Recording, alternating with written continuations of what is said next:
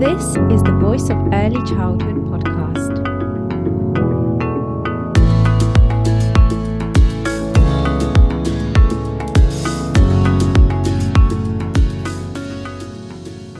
This episode is sponsored by Funding Loop. Funding Loop automates the process for nurseries of collecting funding forms from parents and typing that information into council portals. To find out more about Funding Loop, visit their website. You'll find the link in this episode description. A big hello to the Voice of Early Childhood community. I'm the founder, Angelica Salinska, and I have a very special announcement for you all. Our 2026 conference page is all launched and ready for you. We have launched the tickets early to give everyone plenty of time to plan and book. So our conference is on the 7th of March 2026 in Nottingham. We listened to your feedback and we have the speakers back again that you are blown away by and wanted to hear more from. We have Matt Baller returning and sharing his insightful work and practice around promoting children's mental health. And of course, Olivia Corbin-Phillip coming back again, this time bringing books to life. We also have our long-awaited guest, Cheryl Warren, joining us to discuss her area of expertise on neurodiversity. We will be sharing the remaining speakers soon, so keep an eye out on the conference page. You can find the link in this episode description. Tickets are already selling, so don't miss out and grab yours. I look forward to welcoming you all. Hello to all of our listeners and viewers. Welcome to another episode of the Voice of Early Childhood podcast. This one is on the topic of a nature deficit childhood. I'm Angelica, your host, and on this episode, I'm joined by Julia Packwood, who is Director of Nurturing Wild Limited, which is an early years outdoor play provider and consultancy. So a little bit about Julia. I've got her bio here. So Julia has over 15 years of teaching and senior leadership experience in the primary and early years education sector in schools within inner London. And after becoming a mum, Julia took a change of direction in her career. So led by her eldest child, who loves the outdoors, she trained and qualified as a level 3 forest school leader. She brings her wealth of teaching experience, passion, and knowledge of outdoor play together with her own experience as a mum to her mission of inspiring families to go outside, play, and reconnect with nature. So, Julia, what a lovely story, and thank you very much for joining today on the podcast. Oh, thank you so much for having me. I've long been a listener of your podcast and attended for the first time your event. And I just think I think what a wonderful platform you're creating for the community of everybody who plays a role in early years of children. Oh, thank you very much for saying that. It's always so nice to have some feedback because people do listen kind of in the background for me. And we do have some people write in sometimes. And I think even just today I was kind of scheduling a post on LinkedIn talking about, because I had a conversation about the conference with someone and we were talking about some feedback they gave. And it's hard getting like constructive feedback because you see it as negative, and people usually do give like that constructive negative feedback. They kind of go out their way to say that, but not many people go out their way to say something nice, unfortunately. So it's really, really lovely. Thank you so much for that. And we're giving you a voice today, which is fantastic. And it's great that you reached out to talk about this important topic to you and lots of people as well, really. We're going to really delve into it. So today we're talking about a childhood that is disconnected from nature. So, Julia, in your article, you mentioned the term nature deficit and even a nature deficit disorder. So let's start off with this. What does this actually mean, nature deficit? So this was coined by Richard Louv, who has written 10 years ago now, a very famous book, Last Child in the Woods. And he coined the phrase, and he started a movement in America championing change for our children. He describes it in his book as the human cost of alienating from nature. And talks about the negative impact that can have. So he refers to the diminished use of the senses, it affects attention and creates difficulties, and that there's a higher rate of physical and emotional illness. So it really is to highlight the impact on children's health and well-being through not spending as much time outdoors. Mm-hmm. Mm.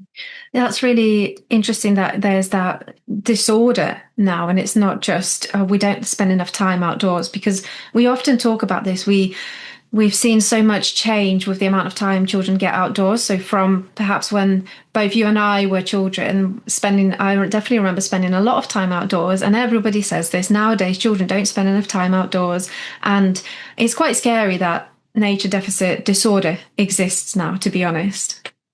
And there was some research I came upon which was stating that there was a Raising the Nation Play Commission report, which I referred to in the Hmm. article, and it states that outdoor play has declined for 50% in a generation, um, 50%. which is Wow.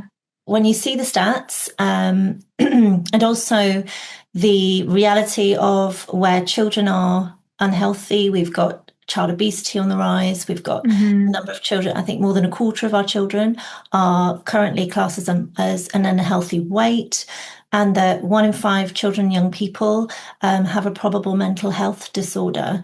I'm Mm. not saying that that's a very complex picture, but Yeah. I do feel that, particularly as we will go later into this topic as well about the screen time increasing, children are Hmm. simply less physically active. And there's many different reasons to why, and things in society that have changed, things in technology that have changed, things in Yeah. attitudes that have changed. So it's not simply, oh, we all just need to go outside. There's Mm. complexities within this, but at its heart, I think there's no denying that currently children are, they're unhealthy. There's higher increasing levels of unhealthiness and mental health. And I think that, as we'll discuss later through looking at the article, there are so many benefits to our health and Mm. well-being through simply spending time outdoors. And not Yeah. just for children. I think, I know myself as a parent, it's and busyness and life that I Mm. personally, um, I recognise the difference when I go and go Mm. and have a walk outdoors. So I think even Yeah. us adults can reflect and take and have a think about how actually spending time outdoors in nature is beneficial for all of us. Hmm.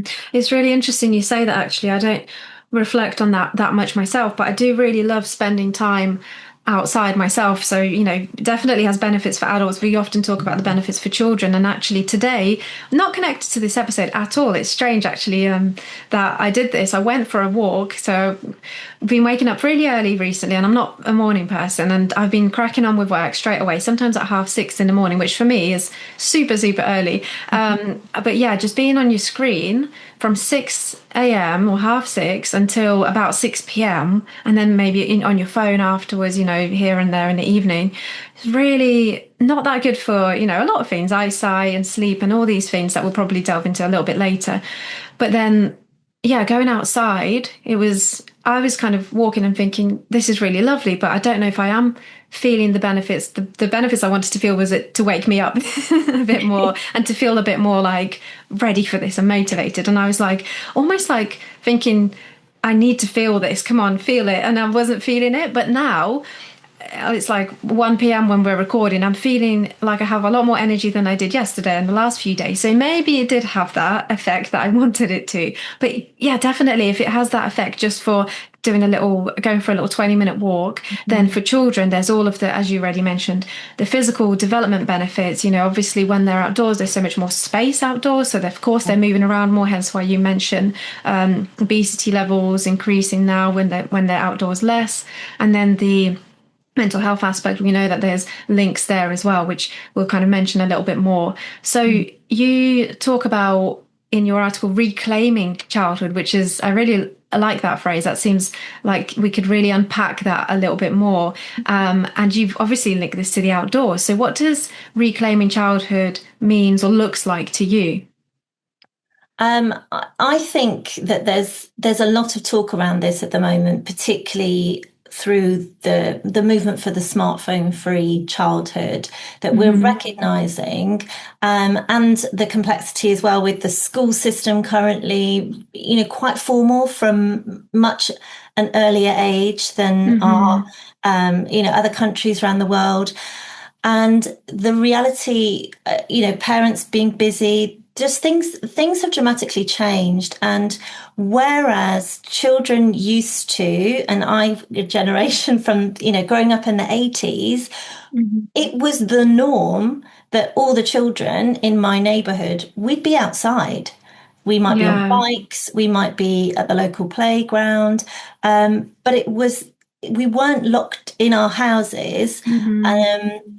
We were mostly outdoors. I know we had television and we did have computer games, those things were around, but I was thinking how actually they were not mobile. They Mm. were, Yeah, that's a good I point. remember being a teenager and trying to speak on the Yeah. phone and having to, pull the cord around the doorway so I can have, a private conversation. I was thinking we literally couldn't take any of that out. Yeah.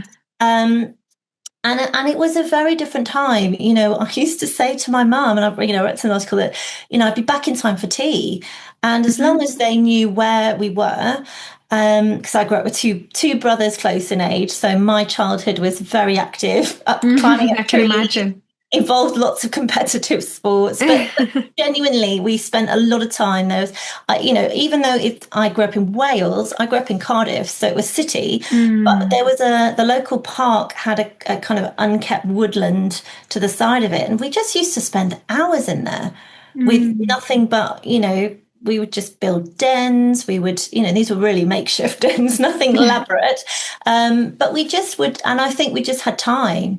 Um, so for me, having that experience, and nowadays being a mum and knowing what I do since becoming a forest, with a forest school training and just Hmm. thinking, wow, it isn't like that now. And Yeah. I do recognize that times have really significantly changed. And, I think later down the article, we kind of talk about, what are the biggest societal discussions. Yes. There's so much to talk and unpick here, and kind of getting maybe parents to start talking about perhaps the fears that they have, or the Mm. perceived risks around the outdoors. In forest school, one thing with the training, because we want to allow children to engage in risky play, is we talk about the risk benefit analysis, Yeah. where yes, there are risks, but you think about, okay, balancing on that log. Well, okay, that child might fall off, but actually that child's going to really build sense of confidence and self-achievement and resilience. If they don't Hmm. get up, but they don't make it, they'll get up again and try again. And Yeah. are we? I think the outdoors, perhaps because it's so open-ended, it Mm. really has lots and lots of opportunities for children to develop sort of skills that indoors I don't think really offers the space for, practical Mm. the space, but also the opportunity for. Yeah, the outdoors really does lend itself to certainly risky play and, like I said Mm. earlier, a lot of movement and active play, and therefore building, like you said, resilience, that growth mindset as well. And I guess I'm kind of being critical here with reclaiming childhood. And as you mentioned, times have changed. So maybe childhood, it does look different now. And it doesn't mean that we need to bring everything back to how it used to be and just reclaim everything the way it was 10, 20, 30, 40 years ago. So it's interesting to kind of consider, what does childhood look like now? And perhaps we could encourage children, families, society, educators to bring even more value to children and tackle any kind of issues around obesity and mental health through the outdoors, and not necessarily take certain things away or really drastically change things just to go back to how it used to be, I guess. Yes, and I think that through the outdoor play experiences, a lot of there's space for the adult to step back, Hmm. I think very well-meaning, and this is just an observation from myself, that when I run sessions that are in local parks and I really want, one of my big passions is supporting and working with families, modeling to Hmm. parents, because parents are the children's number one teacher. Yeah. Um, and whether within the context of that, something I feel is that parents are, yes, you want to encourage them being play partners, but then that child can sometimes be quite dependent on the adult. And I think it's Hmm. that balance, and something that I will put my hands up and say I'm working on as a parent, is being Hmm. able to step back and, as you say, we're not going to go back to the right, off you go, come back at such time. We're not going to go back to Yeah, that. society's That's not going to changed. happen. But Yeah. maybe you could, get together with a group of local parents and go to the park and say, right, children, we're going to be here, and off you go. And I think even those little baby steps of, I think there's strategies and approaches which I think will help parents feel less of Mm. that anxiety, Hmm. around.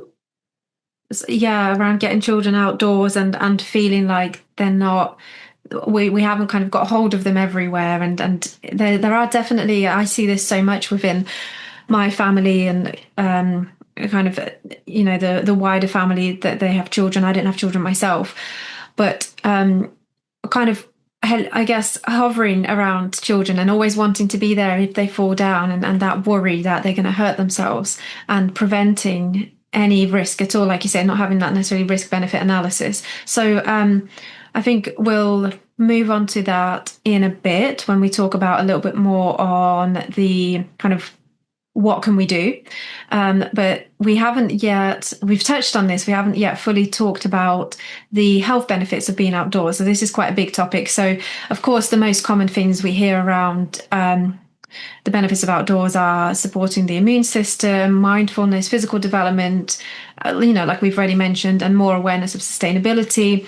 I just wanted to pick up on a few things you mentioned, particularly in your article. So we mentioned screen time already. So less screen time, more green time. I really love that phrase. That's Mhm. really catchy. And I guess it's thinking about, do we have, not only, I think maybe in some families, many families perhaps, there is a big imbalance of screen time versus outdoor time nowadays, especially when the weather's, rainy or cold and not as pleasant to be outside in. And I think that's more of an adult perspective though, because if children are dressed appropriately, like they say in forest school, it's not bad weather, it's bad clothing. I went out for my walk and it was raining today, but it was lovely and refreshing. So I think that's more of an adult perspective, which is probably another, a big conversation in itself. Um, but yeah, I guess do you think there's need to find a balance and a little bit more sway towards green time rather than screen time? Because both are important, to be honest, especially as children are growing up in a digital age. And also, actually, just quickly, I went to a conference the other week, and they were presenting research around children's use of screen time. And actually, there were mixed findings on children using screen time, but at least 50% of it or so was very active use of screen time. So when children were on the screen, whether they were watching TV or a smartphone or tablet or iPad, they were also moving around, not just jiggling around as they do, but they were jumping about, and especially if they were watching something on a bigger screen, and they were copying and pretending the floor is lava and all of these kinds of things. So there was so much physical development going on. So I guess it's balancing that, so we're still active with our screens, but then also, and this links to your later point as well in the article, healthy eye development as well, actually coming off the screens as well and being in nature too, having that green time. I think it's with everything, it's about that kind of moderation, and Mm. about, I think if the reality is that children are simply not physically outdoors as much. Mm, They are missing out on all of the healthy development that being outdoors offers. You touched upon the piece I found about the myopia, which is the short-sightedness, and hmm how, the World Health Organization is on the verge of sort of calling it an epidemic because of mm, 2.6 billion people now globally have it. And there's a significant rise in young people, and they do seem to see there's a link between the fact that children are just not spending enough time outdoors. Our eyes mm. need to be out in the sunlight, and Right. indoor spaces, and the screen light does not allow that development to Hmm happen. mm. Which I thought was really, really fascinating, because, as Yeah. you say, we all to some degree can sit here or to reflect and think, I know it's beneficial, but when you actually Mm, really delve and think about, as you say, that developmental um, hmm gap that's been created, and how really it's, just spending some time outdoors. It's not hmm it, and I think I'm somebody where, yes, I love the outdoors. I'm all about outdoors, but I'm also a mum, and I'm also a human being. And I think one thing I think we all are, we've become a bit of creature comforts, where we've got Yeah. into a lifestyle where hmm we're not like how we used to spend, I think, 95% of our time outdoors. And hmm we had to really be quite hardy, and we've gone perhaps the other extreme. And I think it's sad that we've lost that connection to nature, but also just knowing that, for our physical development, for our mental development, that actually being outdoors is beneficial. hmm And I know there's a really big movement now, and again, this is like, we could spend a whole time talking about the smartphone free movement, about how Yeah. it's being recognized. And I think it's about the safety parameters. So, as you hmm say, if a child is, perhaps sat with their family watching the screen, and it's all very age appropriate that the child is on, and it's perhaps an educational screen, there are benefits, hmm and it is, as you say, this is their life now. Yes. This is the real world for this generation. But I think it's about parents being aware of, how children are really savvy, and knowing that we've got to put some safety measures, Mm, around those. So I think that particularly the work of Jonathan Haidt, who I reference, who talks about his book The Anxious Generation, and I think mm, something I sort of plucked out, which, again, and I do see, I feel like I see it everywhere I go. I'm sat on the train, everybody's on their phones. You go for a yeah. walk, everybody's on their phones. And I think there's also self work to be done. And I'm putting my hand Mm, up saying that I am one of these people who am also trying to work on this, in remembering that we are role modeling to our of children as course. well, Hmm and that we want to, with this screen time reduction, is also recognizing that maybe if we want to spend some quality time interacting with our children, that we are mindful of. I mean, to be honest, I feel like I have to put my phone in another room, because, get the Yeah. pinging notifications, or it's Mm, it's hard. And just thinking, well, okay, I'm telling my child, you're going to have this amount of screen time, or we're not going to, and yet what I'm actually showing them by what I'm doing doesn't align with that. So mm, I think, and I've, yeah. I've seen it where I've sat on a bus, and there was a parent who had a child in a Mm, pushchair, and that pushchair pram, the child wasn't facing her, and she spent the whole time mm. on her phone with zero That's really sad. interaction. And I think, I know that there's a big focus now on oracy in early years, and a big initiative. And I think we also just need to be mindful that perhaps our usage is impacting the children too. Yeah, definitely. As you say, we are such powerful role models. Every single second of the day, they're always looking and watching. And if we're doing something, of course, they're going to think, well, why am I not allowed to do that? If the adult is doing that, why am I?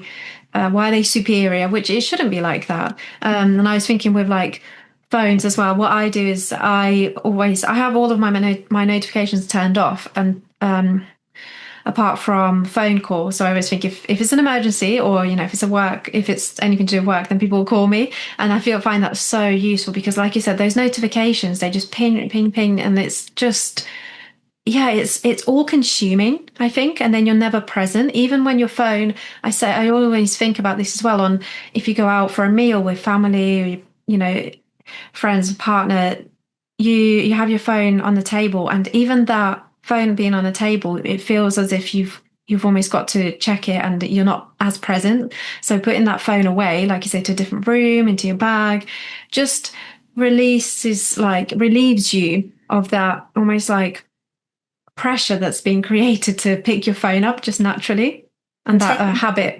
taking it back control so it's on our terms. I think, Yes, exactly. we've just become, anyone can reach us at any moment. Yeah. Oh God. Yeah. So Hmm. yeah, I think I felt, but like I say, I'm right. I put that in there just as a point to reflect, and it is definitely Yeah. something I'm working on myself over here. Hmm. You made such a good point there, actually, of like reclaiming control, and I can really, really see that because we are talking about children here, and this podcast is all about obviously early years, but it is all about looking inwards. We've just had an episode actually from Joanne Lowe, who was talking about looking inwards as an educator or as a parent, as an adult. It all starts with us, and when you talk about control, that is, or lack of control, that is what can create anxiety, and that's certainly what happened to me as well. And I think maybe with me, it was I kind of developed anxiety anyway for different reasons. And then I remember being in a place where I wasn't, well, probably not at my worst, but not in a great place. And I just felt so anxious every time the notification pinged, every time I could hear it or vibrate. And I was kind of disconnecting myself even more and even more and even more, and being anxious to open my phone and look at notifications because there's so many that built up because I felt the pressure that I need to reply. And it was just that feeling, exactly what you said. I could so relate to it, of people have access to you at any point, and I just felt like I just need to not have that pressure of like, why are you not replying, or why this. Of course people are worried, yeah, but it is like you say, it's that pressure, isn't it, that and you're constantly kind of on, and there isn't that control from you, and we don't want our children to feel like that right from birth, essentially, because there's technology all around them. Yeah, I just sort of and it's only just because I'm on a bit of a journey with self-awareness now. Hmm.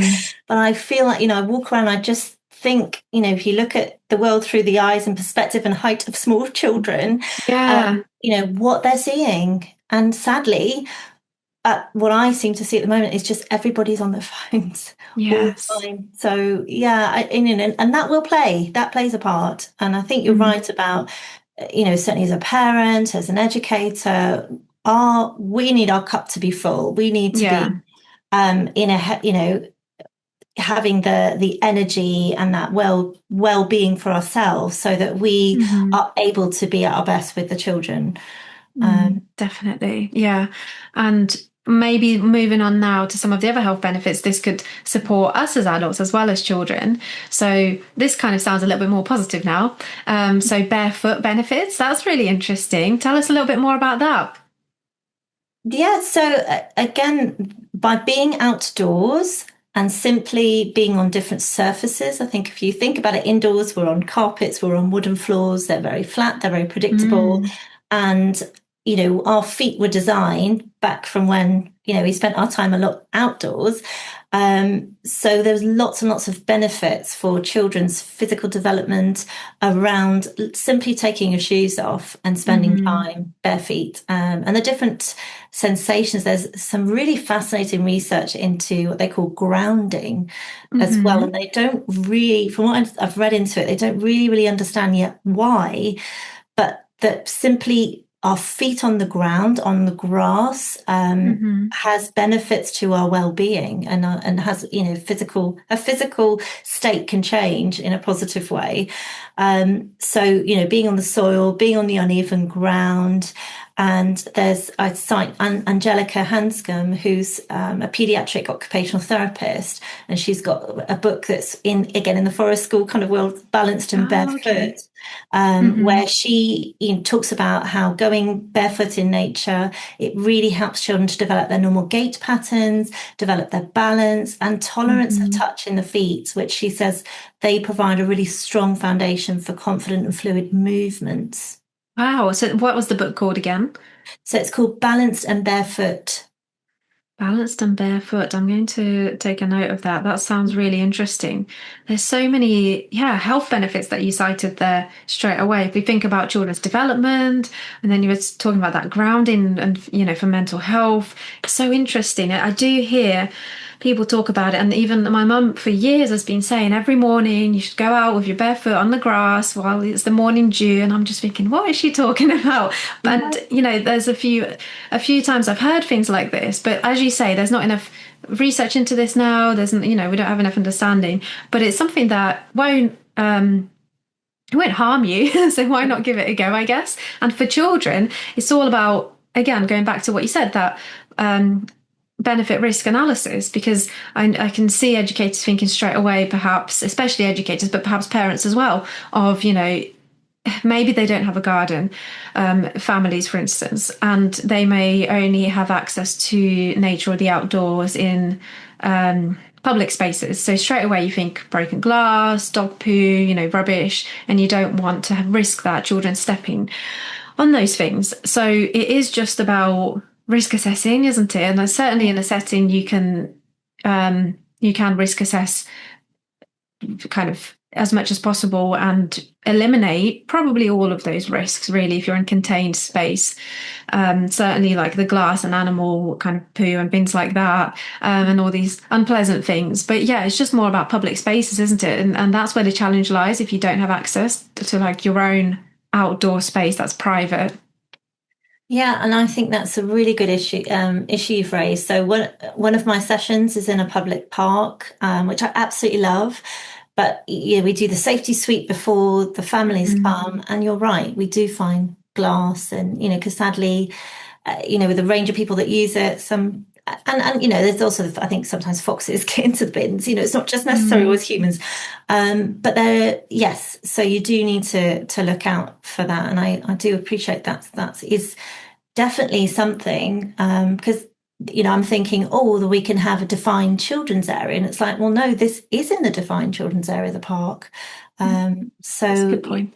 yeah, it's I can understand that being a concern, but I think we literally do safety sweep where you just look closely on the ground, and be vigilant and just remove that danger. And also, Mm. not that nursery children would always see them, but part of it is also we're teaching the children to Yeah. be aware, that because even in your own garden there could be species from a different animal, or so yes, I think you're right, this does raise the safe health and safety, Mhm.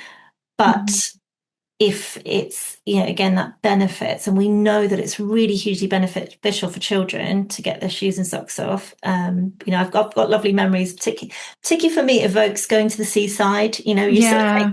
take off your shoes and socks, and then you're feeling the soft sand, or maybe it's the harder sand, and then if you've got Mm. the pebbles and kind of that sort of Yeah. feeling, and it's so All of the multi-sensory. Exactly. I was just going to say all of the different sensors coming alive. Yeah, definitely. Yeah. And I've just lost my train of thought there because I've got so many things actually in my brain popping off from our discussion already, which is fantastic. Yeah, let's move on to another point. Actually, I'm just conscious of time. Actually, it feels like we've already discussed so much, but we've still got so much more to discuss. So I don't want to miss out on all the brilliant things that you mentioned in your article. So air quality, of course, it seems like a really obvious one, but tell us a little bit more about this.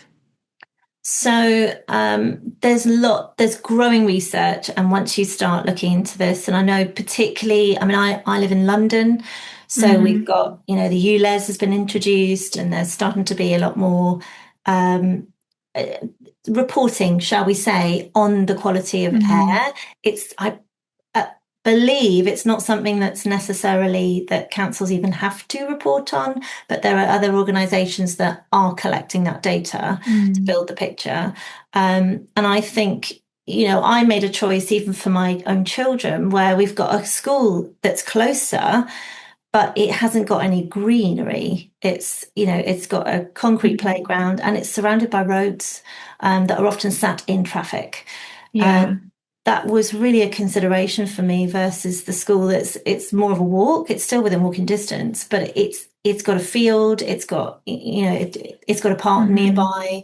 Um, so, as you say, we all know that air quality is improved by trees because they, release the oxygen in the air for us. But there is one study I found, the iTree Eco Project, reported that the air quality was significantly improved Hmm. by trees, and it talks about removing pollutants from the air, Hmm. absorbing them through the leaf surfaces, and it also intercepts and blocks sort of smoke, pollen, ash, and dusts. Mm. And looking more into that project, that they've even sort of gone down the route saying, this is the kind of formation we recommend for planting so that you get the air quality Hmm. moving. Oh, I Um, see. yeah, so it's not even necessarily dense. And they talk about green corridors playing a part. So, Mm. and again, I think the reality, as a parent, when you've got your children, you're walking to school or you're taking them to preschool and nursery or you're visiting your Hmm. park and it's roadside, so spending time, where there is green under the trees has got that benefit too. And Mm. we should have more of them, ideally. Yeah. Yeah, definitely. And I'm just thinking I've recorded, it's not out yet, so nobody knows about this yet, apart from the person that's recorded it with me, a podcast episode, an article that's coming out soon, all about clean air in settings. And actually we're creating a clean air guide for early years settings, and which relates to schools as well, and this will be free to access, free to download, so that's coming soon for everyone that's listening and watching. So yeah, very important, and it expands on what we're just talking about now actually, and what Julia was saying around clean air. So is there anything else, Julia, that you wanted to mention there on the benefits? Because I know in your article you've got lots and lots there, but I just kind of picked out on a few points. Was there something else that you wanted to discuss? I think for me and why I, sort of champion outdoors and connecting with nature through the forest school um, and with my business, is the role that it plays in conservation as well, and Mm, how the benefits are, you know, on a level where if children are not connected with nature and experiencing, those little magical moments where, you're lying down and looking up at the cloud formations and you're blowing the dandelion clocks, or you've just, moved a log and discovered a mini beast or spotted hmm. a dragonfly. There are these little tiny moments which are, I certainly find, and certainly the children I work with find really, really inspiring and almost Hmm. quite magical. And I think, through the connecting and being outdoors regularly and making it part of, your everyday. We get out, we go for a walk, or we go and spend time on the weekend, or we Hmm. go to our local parks. And because we're very, very lucky, we do have access to these green spaces. And actually, it really can be so simple. It can be, wow, there's a tree in our garden. I wonder what type of tree this is. Or let's go to our local park. And I've noticed that there are these birds in the park. And what are they? And I think, children are very capable at learning, names of dinosaurs. If they're interested in something, you can. So why not introduce the names of the wildlife? And if you yourself as an adult are not sure, There's apps that are free. There's, lots of the wildlife charities offer Hmm. spotter guides and spotter sheets, and you can obviously take part in the bigger things like the big butterfly count, which is starting, and the big bird garden watch. But I think that is so important that children get a connection. And I love this quote by Sir David Attenborough, where he talks about how, if children don't grow up knowing about nature and appreciating it, they will not understand it. And if they don't understand it, they won't protect it. And if they don't protect it, who will? So it's shifting that thought of, it's not just a nice to have that we're spending time outdoors and looking and Mm. learning about nature, that recognizing that by providing our children with really hands-on sensory experiences, connecting with the natural world, seeing it through the seasons and the changes, and getting to learn the wildlife in their environment will, I think provide that really good foundations for them being the future generation that will have the planet in their hands. Mm, yeah, definitely. That's so well put. That's a really nice way to see it, that they have the planet in their hands and we need to equip that. I guess it's our responsibility, even though I was thinking about this morning, actually reflecting on that. It's quite scary, the climate change or the heat that we've been having, at least here in the UK, and probably many countries around the world. The weather's just fluctuating so much and changing to how it kind of used to be and what we have seen as, like, I guess, the norm. And it is scary, and we think, well, there is only a limited amount of things we can do, to be honest, now, especially that, we can't undo a lot of things and we can still try and change things and not make things worse for sure. But it's quite scary. And I guess it's all in the next generation's hands. But that doesn't just completely reduce us of any responsibility as these generations now, as adults right now.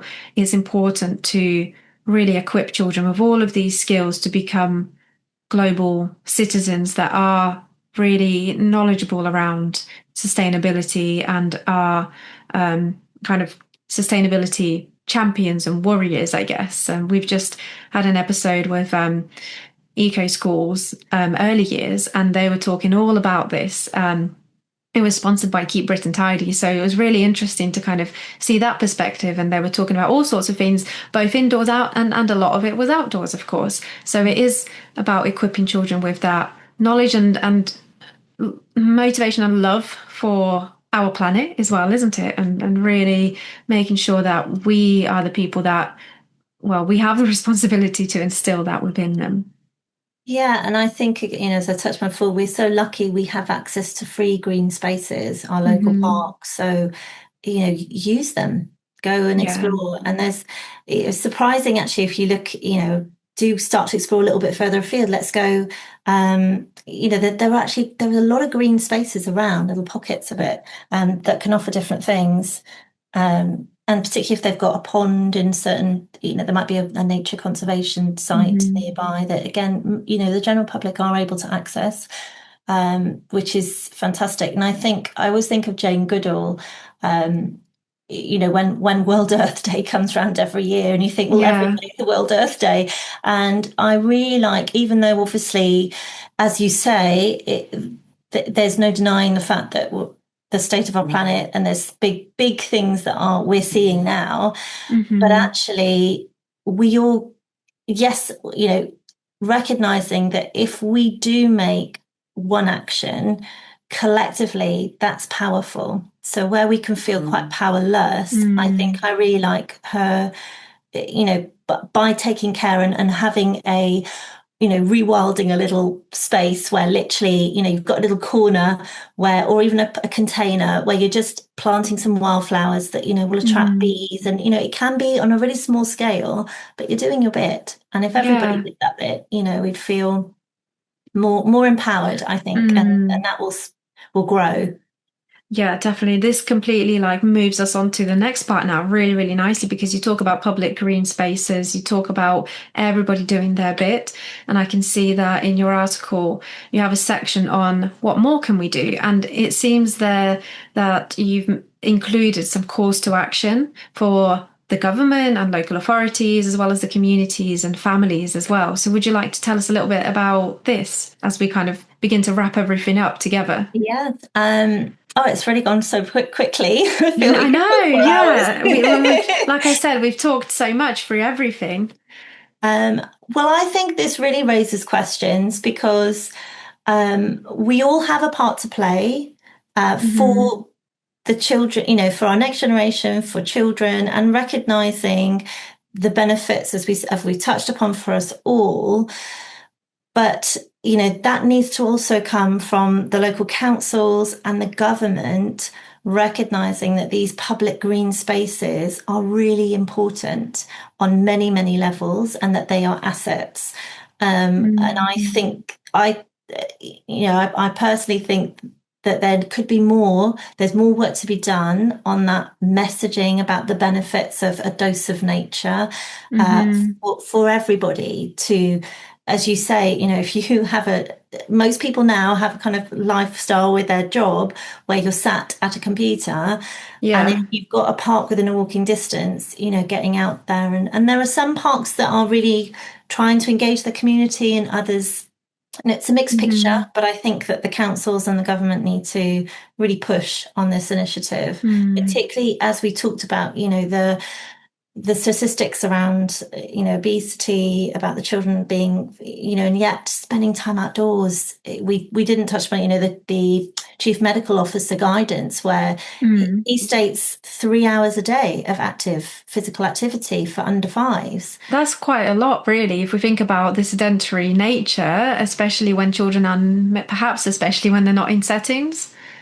So, you can go and run around play in your local, and as you're saying, if parents are feeling anxious about, okay, we won't perhaps be as extreme and get those shoes and socks off quite yet, but they might feel more Mm. confident saying, we'll go and kick a ball around, or we'll go and, Yeah, it's recognizing that meeting people where they're at, but yeah. fundamentally getting outdoors. And I think that from my experience as a parent and speaking to other parents in my area, there just hasn't been an investment in the children's play spaces.